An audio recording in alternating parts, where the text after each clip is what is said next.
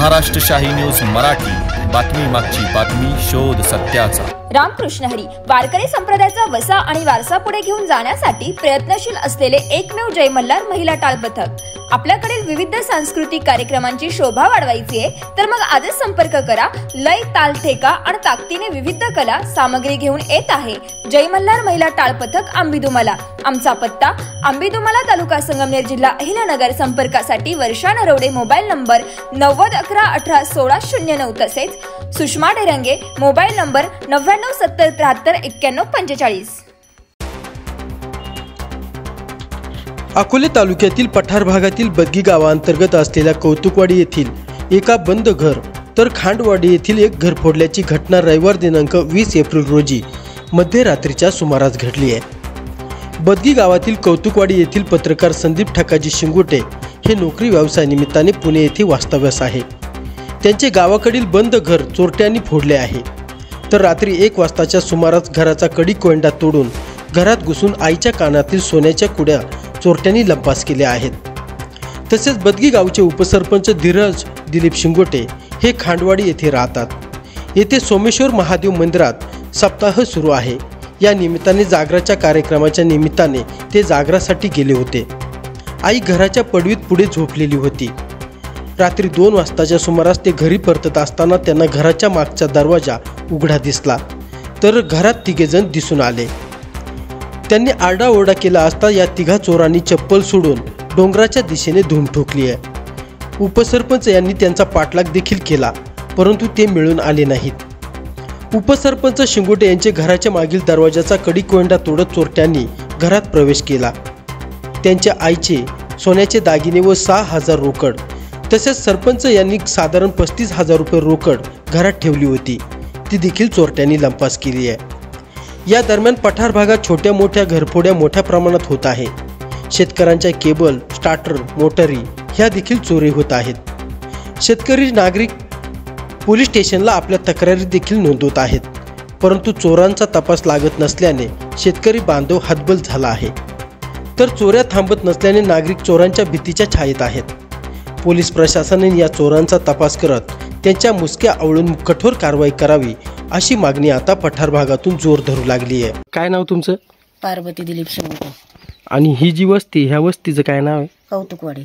कौतुकवाडी। काय घटना घडली रात्री? रात्री 2:30 वाजता आहे ना, चोर आले होते, चोरी झाली।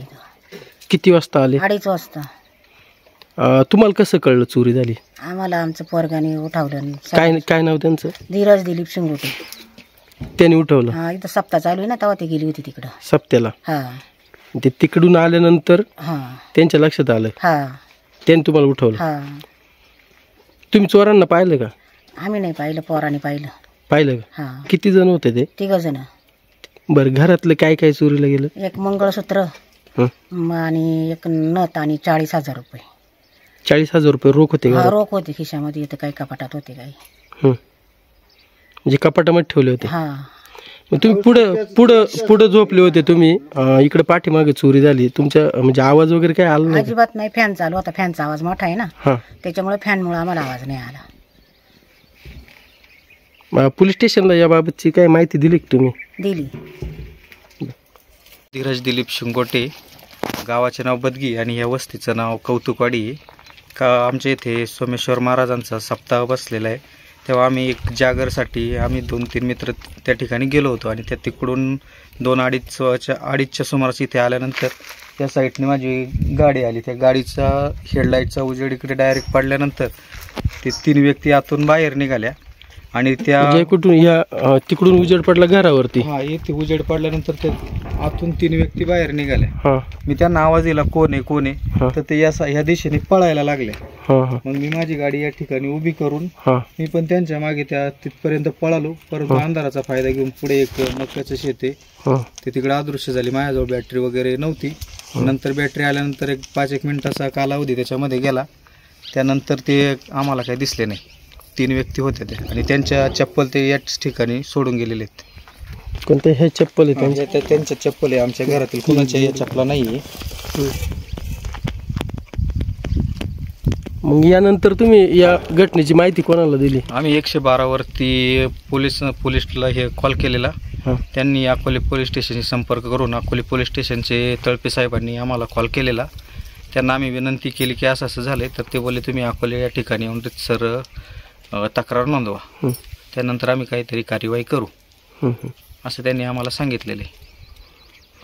आता घरातले काय वस्तू वगैरे गेल्यात? घरातलं आईचं मंगळसूत्र, नाकातील नथ आणि अंगठी आणि एक छोटी चैन होती. असं एक 2-2.5 तोळ्याच्या अंदाजे सोनं गेलेले आणि माझ्याजवळ 35,000ची कॅश आणि आईची कपाटातील 5-6 हजाराच्या आसपास 40,000 ते 45,000ची कॅश गेलेली.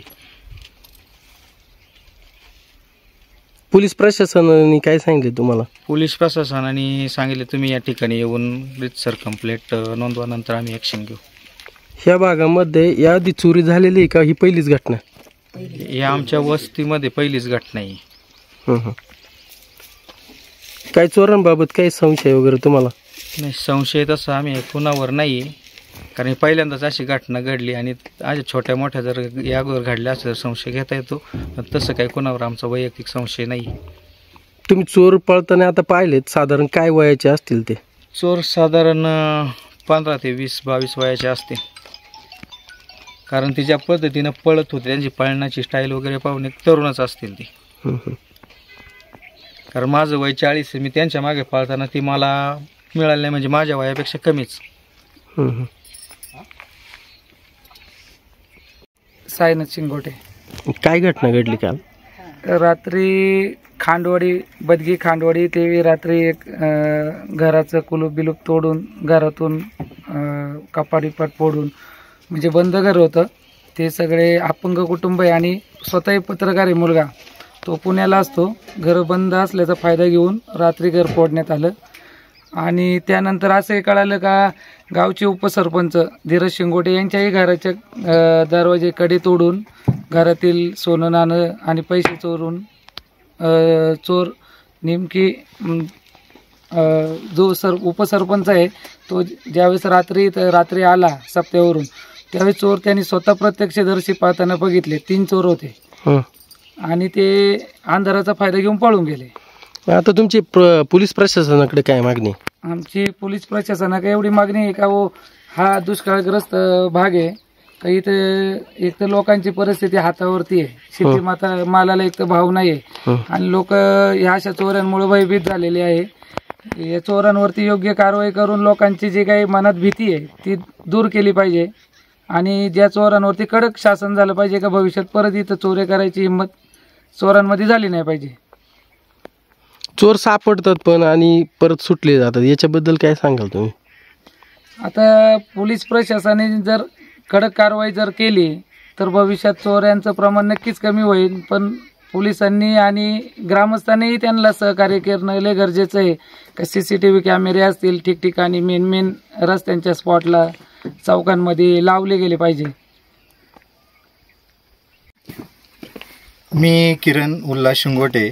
रात्री आम्ही साधारण 2:30च्या दरम्यान सोमेश्वर मंदिराकडून आल्यानंतर धीरज माझा मित्र आणि आम्ही 2 जण आल्यानंतर धीरज इथे आल्यानंतर आरडाओरड झाला. मी घरामधून पळत आलो बॅटरी घेऊन, तर धीरज ह्या दिशेने पळत होता. त्याचा पाठलाग करून आम्ही 2 जण पुढे एक मकाचं क्षेत्र आहे त्या क्षेत्रापर्यंत पोहोचलो, तर त्याला ते 3 चोर आणि त्याच्या घरातील एक साधारण 40-45 हजार रुपयाची रक्कम, एक मंगळसूत्र आणि असे काही अजून सोनं हे चोरी करून ते चोर पसार झाले. आता या घटनेबाबत तुम्ही पोलीस प्रशासनाकडे काय मागणी करा? आमची एकच मागणी आहे की पोलीस प्रशासनाने ह्या गोष्टीला न्याय द्यावा आणि ह्या आमच्या दुर्गम भागामध्ये पहिली गोष्ट इथे कुठली इन्कमची सोर्स नसताना एवढ्या मोठ्या जर हानी होत असतील तर खूप अवघड आहे आणि पोलिसांनी योग्य ती कारवाई करून आम्हाला योग्य तो न्याय मिळावा. हे जे चोर आहेत हे डोंगर दऱ्यामधून पळतात, तुम्हाला काय वाटते जवळचे असू शकतात की कसे?